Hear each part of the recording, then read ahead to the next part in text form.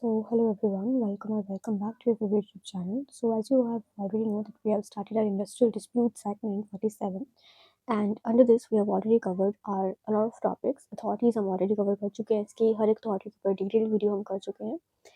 इसके अलावा we have already covered our previous video about the strikes and lockouts के बारे में. एंड आज की इस वीडियो में हम कवर करने वाले हैं अपना ले offs under the industrial disputes act. इसके नेक्स्ट वीडियो में रिट्रेंचमेंट वाला भी कवर कर लेंगे. सो ऐसे ऐसे हम अपने अलग अलग वीडियोस के थ्रू टॉपिक कवर करते चलेंगे और अपना एग्जामिनेशन अप्रोच के साथ हर एक चीज़ें कवर करेंगे. हमारे एग्जामिनेशन पर्सपेक्टिव से देखा जाए तो ले ऑफ वाला जो टॉपिक है ये बहुत इंपॉर्टेंट टॉपिक है. इसके ऊपर आपको इंडिविजुअली एक लॉन्ग क्वेश्चन भी आ सकता है. हो सकता है कि आपके एग्जाम में रिट्रेंचमेंट एंड ले ऑफ के ऊपर कंबाइंड क्वेश्चन आ जाए, बट क्योंकि हम कोई भी रिस्क लेते हुए नहीं चलेंगे इसलिए हम दोनों टॉपिक्स को अलग अलग एक लॉन्ग आंसर के अप्रोच के साथ कवर करते हुए चलेंगे ताकि हमारे एग्जाम्स के अंदर कुछ भी रह ना जाए. अब ले ऑफ का मतलब क्या होता है, जैसे इसके नाम से पता चल रहा है, ले ऑफ करना यानी कि काम से थोड़े टाइम के लिए निकाल देना. टेम्परेरीली अगर किसी पर्सन को, किसी वर्कमैन को कोई भी एम्प्लॉयर काम से थोड़े टाइम के लिए ले ऑफ करता है यानी कि निकाल देता है काम से, काम करने से मतलब काम कर दे नहीं सकता, एम्प्लॉयमेंट प्रोवाइड नहीं कर सकता है employer. So that is known as lay off.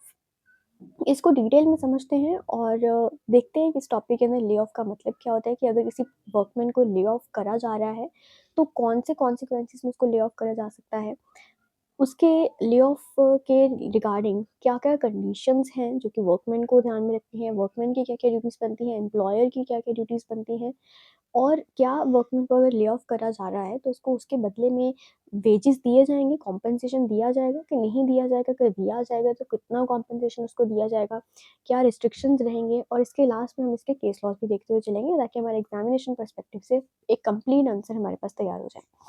तो चलिए बिना किसी देरी के आज की वीडियो को स्टार्ट करते हैं. आई होप कि आप सब अपने घर पे प्यार से उन चीज़ों पर खुश होंगे.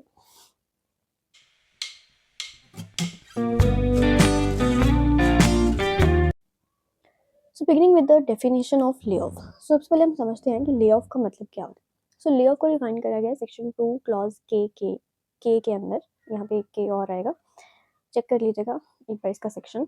ले ऑफ को डिफाइन करा गया है सेक्शन 2 क्लॉज के अंदर.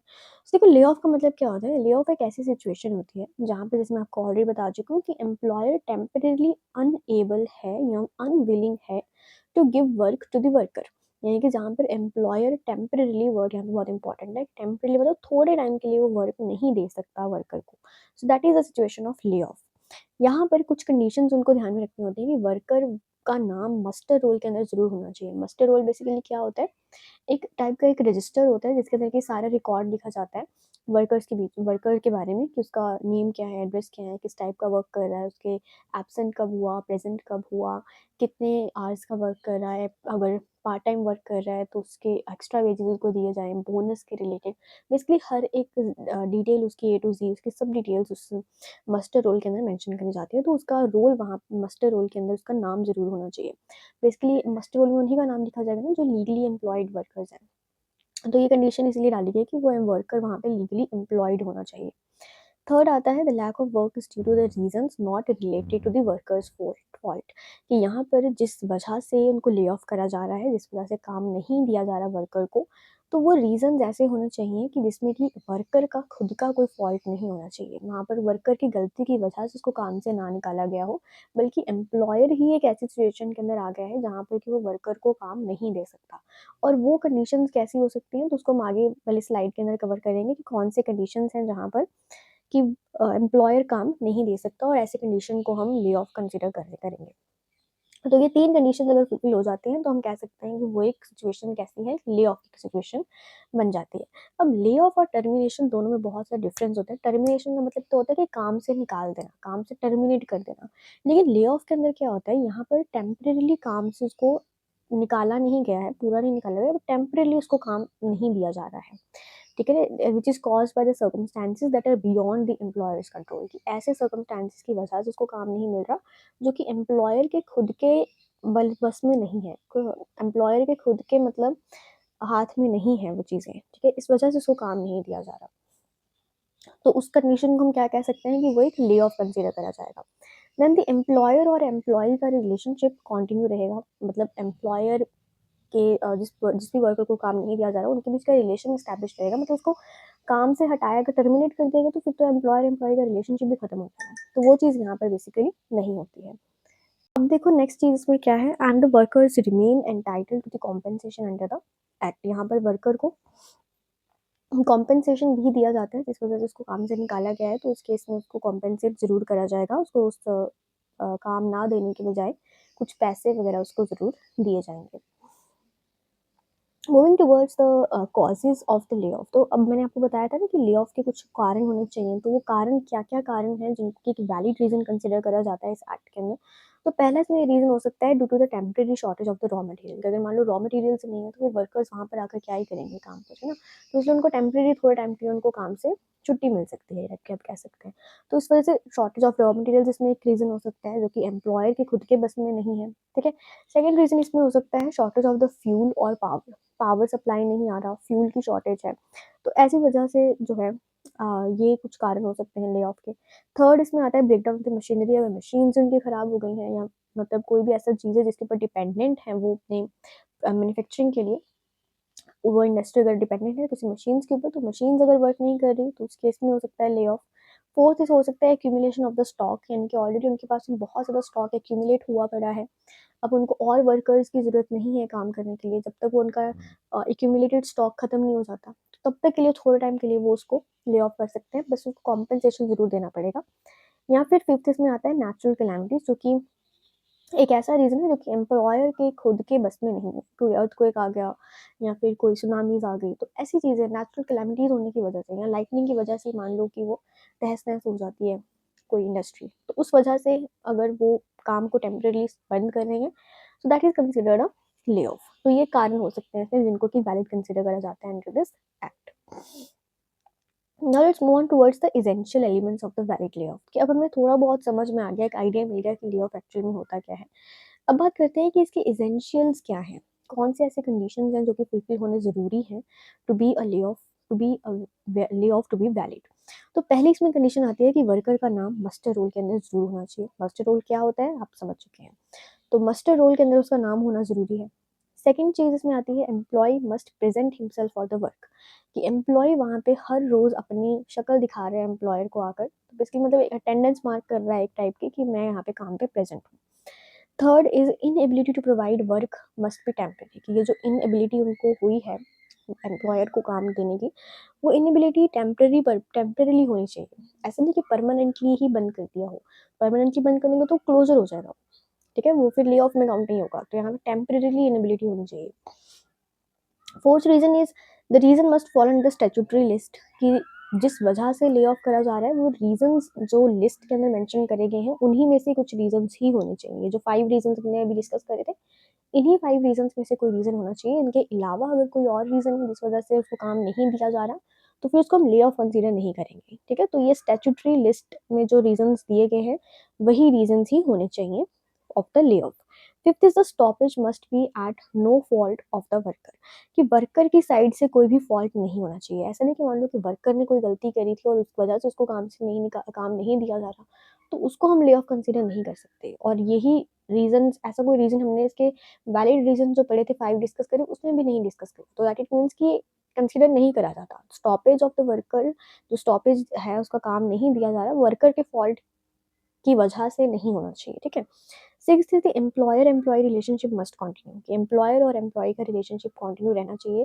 जो वर्कर और एम्प्लॉयज़ हैं उनका आपस में जो रिलेशन है वो एज अ वर्कर और एम्प्लॉय ही होना चाहिए।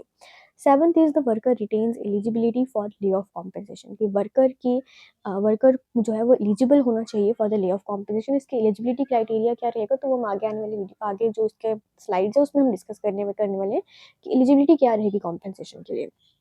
तो वो लीगली वैलिड होना चाहिए, एलिजिबल होना चाहिए कॉम्पेंसेशन क्लेम करने के लिए। तो ये 7 के 7 एसेंशियल्स जैसे फुलफिल हो जाएंगे, तो हम कह सकते हैं कि ये जो ले ऑफ हुआ है ये वैलिड ले ऑफ है, राइट।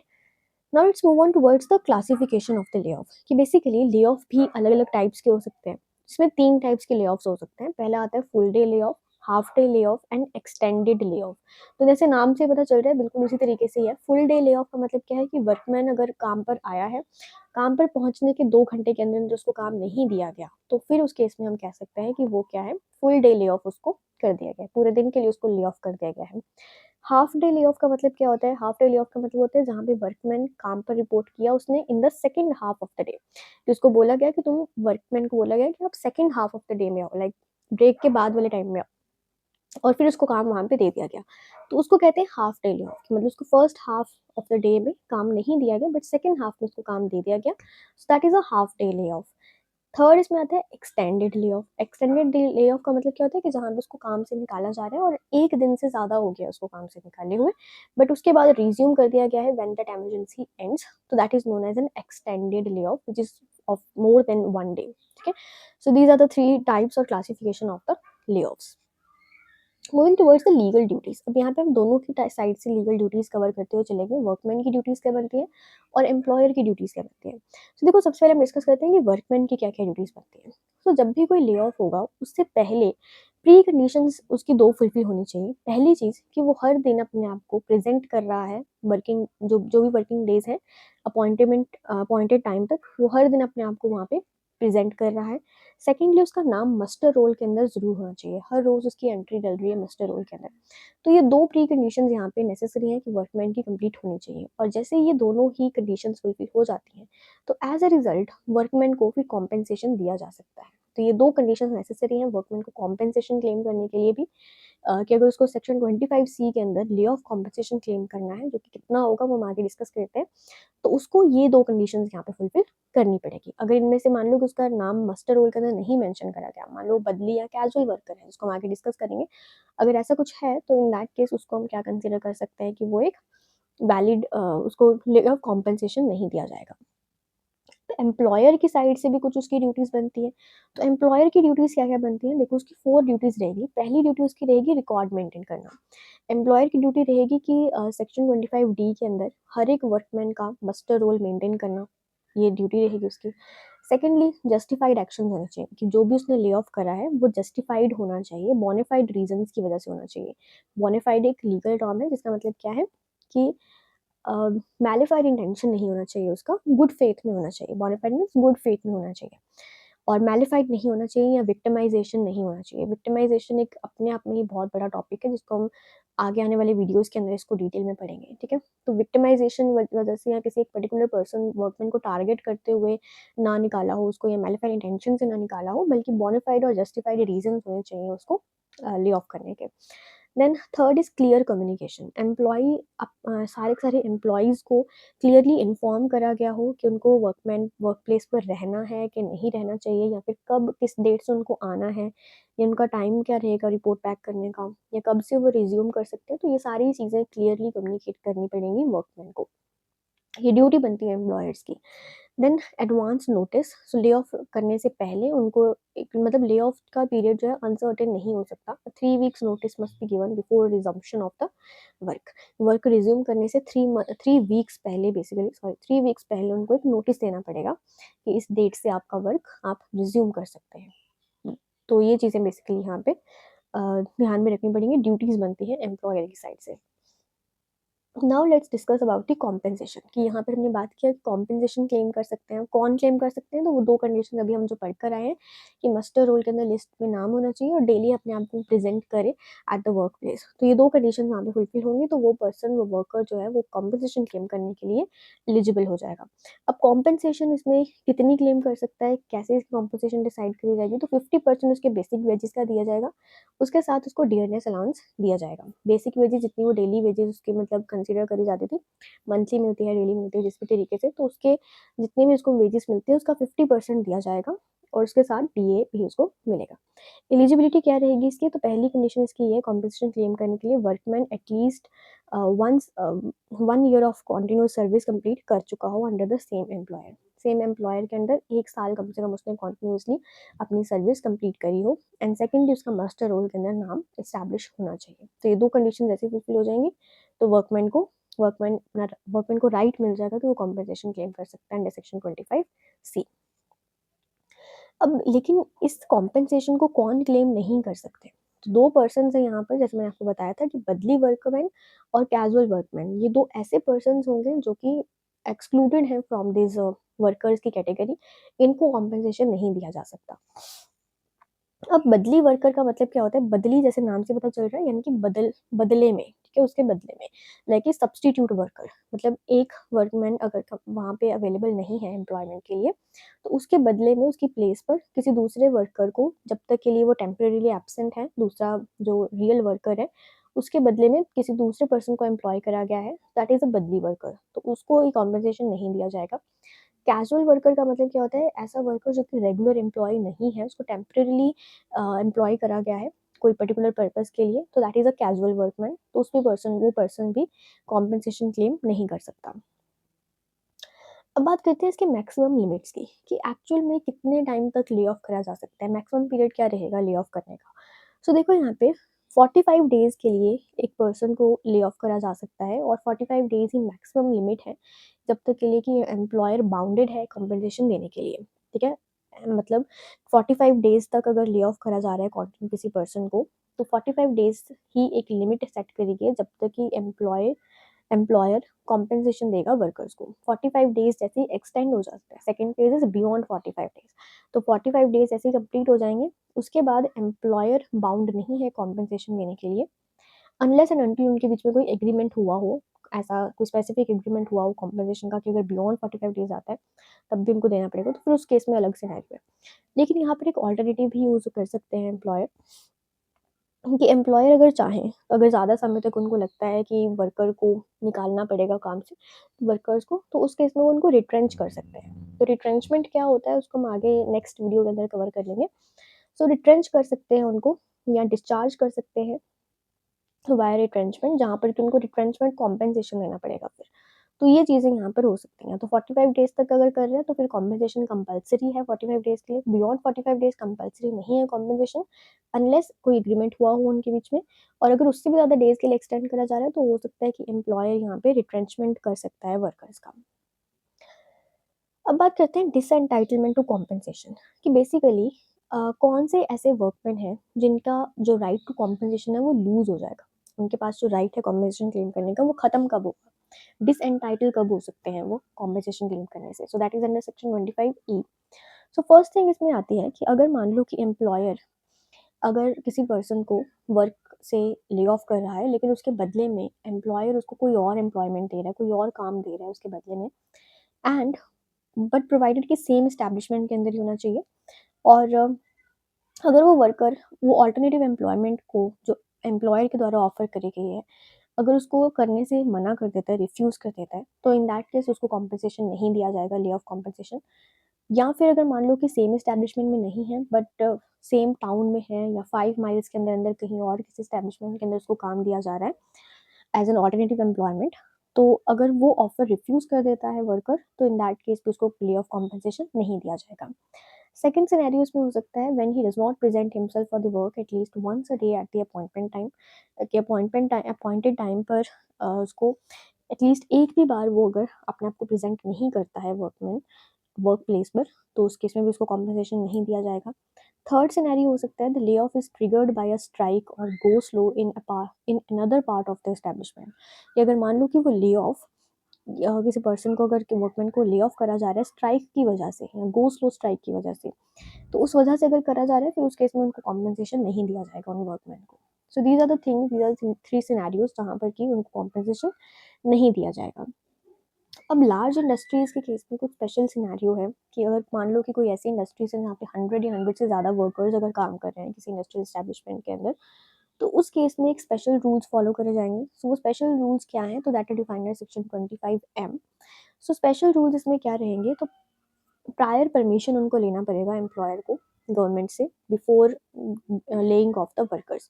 बट इसमें एक्सेप्शन आ जाता है नेचुरल कैलामिटीज़ का। अगर मान लो कि 100 से ज़्यादा वर्कमैन्स काम कर रहे हैं किसी इंडस्ट्रियल एस्टेब्लिशमेंट में और वहाँ पे नेचुरल कैलामिटीज़ आ गए, तो उस केस में ज़रूरी नहीं है कि ले ऑफ करने से पहले उसको प्रायर परमिशन लेना पड़े गवर्नमेंट से, एप्रोप्रिएट गवर्नमेंट से। बट अगर इनके अलावा कोई और रीज़न है ले ऑफ करने का, तो इन दैट केस उसको प्रायर परमिशन लेना पड़ेगा एप्रोप्रिएट गवर्नमेंट से। फिर गवर्नमेंट उस परमिशन को, जो भी उसको नोटिस भेजा है, तो उसको 60 डेज़ के अंदर अंदर रिस्पॉन्ड बैक करेगी। अगर मान लो कि 60 डेज़ के अंदर वो रिस्पॉन्ड नहीं करती गवर्नमेंट, तो ऐसा मान लिया जाएगा कि गवर्नमेंट ने ऑटोमेटिकली एज अ मान डीम कर लिया जाएगा कि उन्हें परमिशन दे दिया है। So this is the thing जो कि उनको फुलफिल करना पड़ेगा। Next is the consequences of an illegal lay off. So consequences क्या रहेंगे इलीगल ले ऑफ के। सेक्शन 25M के अंदर डिफाइन करा गया है कि अगर मान लो कोई ले ऑफ इलीगल होता है तो इन दैट केस उसके कॉन्सिक्वेंसेज क्या रहेंगे, क्या उसका रिजल्ट रहेगा। अब देखो, कोई भी ले ऑफ सबसे पहले ये समझते हैं कि उसको इलीगल कब कहा जा सकता है। तो ले ऑफ इलीगल तब हो जाएंगे व्हेन कोई एप्लीकेशन जहाँ पे नेसेसरी थी उस एप्लीकेशन नहीं लिया गया, परमिशन नहीं लिया गया, प्रायर परमिशन नहीं लिया गया गवर्नमेंट का, अप्रोप्रिएट गवर्नमेंट का, तो उस केस में वो ले ऑफ इलीगल हो जाएगा। सेकंड सिनेरियो इसमें हो सकता है no application to continue the lay off first में। अगर ले ऑफ को कंटिन्यू करना है तो फिर भी एक एप्लीकेशन लेना पड़ेगा गवर्नमेंट के पास, तो उसका भी अगर एप्लीकेशन नहीं लिया गया कंटिन्यू करने का तब भी वो इलीगल हो जाएगा। या थर्ड, जहाँ पे गवर्नमेंट ने एक्सप्लिसिटली खुद से गवर्नमेंट ने रिफ्यूज़ कर दिया है ऐसे ले ऑफ को, तो वो ले ऑफ भी इलीगल कंसिडर करे जाएंगे। अगर इन तीनों में से कोई भी कंडीशन अगर फुलफिल होती है तो वो ले ऑफ्स क्या कंसिडर करे जाएंगे, इलीगल हो जाएंगे। और अगर कोई भी ले ऑफ इलीगल कंसिडर करा जाता है तो एज अ रिजल्ट वो वर्कमैन को सारे के सारे बेनिफिट्स दिए जाएंगे एज इफ कि वो ले ऑफ हुआ ही नहीं है, यानी कि उसको फुल वेजेस दिए जाएंगे जितने भी उसके बनते थे उस एम्प्लॉयमेंट को लेकर। Next is the penalty for the illegal lay off, कि अगर मान लो कोई इलीगल ले ऑफ्स कमिट करते हैं, एम्प्लॉयर अगर इलीगल तरीके से ले ऑफ करते हैं, वो तीन कंडीशन में से कोई कंडीशन अगर फुलफिल होती है तो सेक्शन 25Q के अंदर डिफाइन करेगी कि इसकी पेनल्टी क्या रहेगी। तो एम्प्लॉयर को सेक्शन 25M के अंदर अगर कोई भी रूल कॉन्ट्रावेन करता है तो वो इसको 1 मंथ की इम्प्रिजनमेंट हो सकती है प्लस 1000 का फाइन भी देना पड़ सकता है, या फिर दोनों ही चीज़ें हो सकती हैं, फाइन भी और इम्प्रिजनमेंट भी। और इसके साथ साथ जो वर्कमैन के पास में राइट आ जाएगा कि सारी की सारी वेजेस वो क्लेम कर सकते हैं। ठीक है, तो ये चीज़ें इसमें पेनल्टी में लग सकती हैं। अब इसी के रिलेटेड कुछ केसेस आते हैं तो उनको भी डिस्कस कर लेते हैं। तो पहले इसमें केस आता है एक्सप्रेस न्यूज़पेपर वर्सेस वर्कर्स के रिलेटेड। तो ये केस बहुत ही कह सकते हैं आप कॉम्प्रिहेंसिव सा केस है। इसमें आप सारी चीज़ें जो ले ऑफ के रिलेटेड है वो मेंशन कर देंगे। यहाँ से आप स्क्रीनशॉट ले सकते हैं इस केस का एंड आप रीड आउट कर सकते हैं कि इसमें आप क्या क्या मेंशन करेंगे। सेकंड केसेस जो आते हैं, नेक्स्ट 2 केसेस, वो अपने एम्प्लॉयर के राइट्स एंड बाउंड्रीज के लेकर है। इसमें वेयर वर्सेस फर्नांडेस का केस आता है। सो इस केस के अंदर उन्होंने बेसिकली हेल्ड करा था कि this act explicitly confers the right on the employer to lay off the workman, and section 25C उसमें कॉम्पेंसेशन को रेगुलेट करता है। और ये भी बोला गया कि ले ऑफ जो है वो it does not deny the fundamental power to lay of.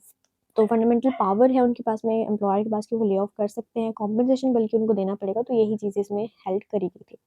Then South Indian corporation limited का केस आता है जिसमें कि उन्होंने बोला कि if an industrial establishment does not fall within the scope of chapter 5A, then a tribunal cannot arbitrarily grant layoff compensation simply on the basis of social justice or equity। अगर मान लो कहते हैं कि कोई industrial establishment chapter 5A के अंदर, chapter 5A के with in कोई इंडस्ट्रियल एस्टैब्लिशमेंट में फॉल नहीं कर रहा, तो उस केस के अंदर उसको कॉम्पेंसेशन क्लेम नहीं करा जाएगा।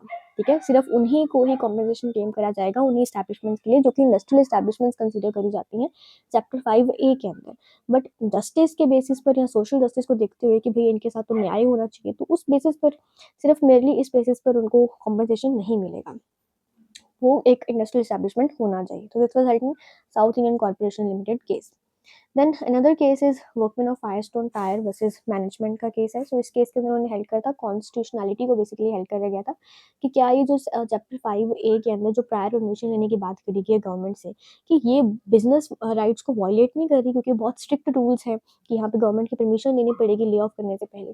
तो कोर्ट ने यहाँ पे हेल्ड करा था कि नहीं, ये बिल्कुल रीजनेबल रिस्ट्रिक्शंस हैं, ये बेसिकली इसलिए इम्पोज करी गई है ताकि वर्कर्स के राइट्स को प्रोटेक्ट करा जा सके, वर्कमैन को प्रोटेक्ट करा जा सके अगेंस्ट द आर्बिट्री ले offs in the large establishments. और इंडस्ट्रियल पीस को स्टैब्लिश करने के लिए ये कंडीशंस यहाँ पे, ये रिस्ट्रिक्शंस यहाँ पे लगाई गई हैं कि गवर्नमेंट की परमिशन यहाँ पे जरूरी है। So this was held in workman of Firestone tyre versus management के केस के अंदर ये हेल्ड करा गया था। सो विद दिस हमारा टॉपिक इधर कंप्लीट होता है। एक रैपिड सा रिवीजन ले लेते हैं कि हमने इसमें क्या क्या पढ़ा।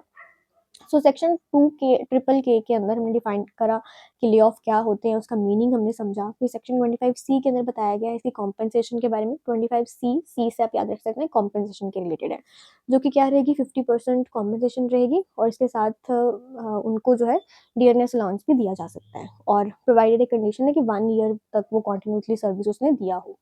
देन सेक्शन 25E में हमने पढ़ा इसकी डिसएंटाइटलमेंट के बारे में। कि किस तरीके से इनको रिफ्यूज़ करा जा सकता है एब्सेंस के रिलेटेड और स्ट्राइक्स वगैरह के रिलेटेड। फिर 25M में हमने पढ़ा था लार्ज इंडस्ट्रीज़ के केस में, अगर कोई भी इंडस्ट्री 100 से ज़्यादा वर्कमैन वहाँ 100 से ज़्यादा वर्कमैन्स अगर एम्प्लॉयड हैं तो उस केस में प्रायर परमिशन गवर्नमेंट का लेना पड़ेगा। तो ये चीज़ें यहाँ पे नेसेसरी है, सेक्शन 25M के अंदर ही डिफाइन करा गया है। फिर सेक्शन 25Q में हमने इसकी पेनल्टीज़ के बारे में पढ़ा कि 1 मंथ का उसका इम्प्रिजनमेंट हो सकता है या फाइन हो सकता है 1000 रुपीज़ का, ये दोनों ही चीज़ें हो सकती हैं। और इसके साथ-साथ वर्कर्स को कॉम्पेंसेशन भी देना पड़ेगा, उनको फुल वेजेस देने पड़ेंगे। तो ये चीज़ें यहाँ पे सेक्शन 25Q के अंदर डिफाइन करी गई है। इसमें कुछ केसेस हमने पढ़े इंपॉर्टेंट केसेस में, एक्सप्रेस न्यूज़पेपर वाला केस है और फायरस्टोन टायर वाला केस है, तो उसको ध्यान से थोड़ा अच्छी तरीके से समझ लेना और अच्छी तरीके से उसको याद कर लेना इन दोनों केसेस को। सो विद दिस हमारा टॉपिक इधर कंप्लीट होता है। आई होप कि आपको ये टॉपिक अच्छे से समझ आ गया होगा। अगर कोई भी डाउट है आप हमें कमेंट बॉक्स में पूछ सकते हैं। अब बात कर देते हैं कि इसके नोट्स आपको कैसे एक्सेस करने हैं। तो बहुत ही सिंपल सा तरीका है, सिंपली आप कमेंट बॉक्स खोलिए, उसमें मैंने पिन करा हुआ है कमेंट और उसमें आपको टेलीग्राम चैनल का लिंक मिल जाएगा। सिंपली उस टेलीग्राम चैनल के लिंक पर क्लिक करके आप पहुंच जाएंगे लॉ स्कूल डायरीज नाम के टेलीग्राम चैनल के ऊपर, जहाँ पर कि आपको सारे के सारे नोट्स मिल जाएंगे आपके लॉ के रिलेटेड, जो कि फर्स्ट ईयर से लेकर थर्ड ईयर तक हर एक चीज़ आपको वहाँ पे मिल जाएगी, हर एक टॉपिक रिलेटेड नोट्स मिल जाएंगे। सिंपली सर्च बॉक्स में जाकर अपने टॉपिक का नाम सर्च करिएगा और इसके साथ अगर आप एसएस नोट्स लिख देंगे तो वो वाले नोट्स मिल जाएंगे आपको जो मैंने अपने एग्जाम्स में पढ़े थे। तो सिंपली आपको हर एक चीज़ वो डिटेल मैनर में लिखी होगी किस तरीके से आपको एग्जाम्स में लिखना है अपने, तो वो चीज़ें आप वहाँ से एक्सेस कर सकते हैं और डाउनलोड कर सकते हैं नोट्स को फ्री ऑफ कॉस्ट। बाकी अगर फिर भी कुछ डाउट है मुझे कमेंट कर सकते हैं। और अगर आपको वीडियो अच्छा लगा है, जो कि यहाँ तक आया हो तो अच्छा लगा ही होगा, तो चैनल को सब्सक्राइब भी कर देना, वीडियो को लाइक भी कर देना। सो मिलते हैं अपने नेक्स्ट वीडियो के अंदर, तब तक के लिए बाय बाय, टेक केयर।